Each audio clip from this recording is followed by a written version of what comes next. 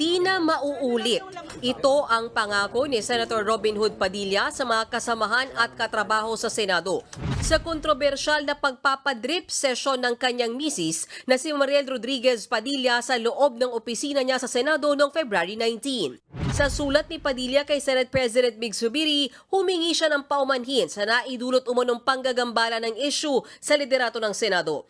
Ganyan din ang tono sa liham niya sa Senate Sergeant at Arms. Giit pa ni Padilla, hindi nila ipinagwawalang bahala ang mga umiiral na patakaran sa Senado. Nagpadala rin siya ng apology letter sa Senate Medical at Dental Bureau.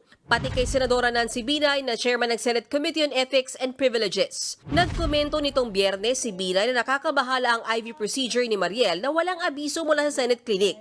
Tila binabahiran daw nito ang integridad ng Senado. Kahapon sa social media, idinaan ni Mariel ang pagsusori sa Senado. I had no intention whatsoever to disrespect the Senate or anything like that. Okay? It was never in my intention.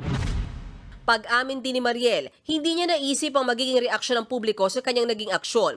Paliwanag pa niya, dapat daw talaga ay sa bahay ang session niya. Pero dahil busy, doon na sa Senado niya ito ginawa. Depensa niya rin, hindi glutathione ang ipinaturok niya.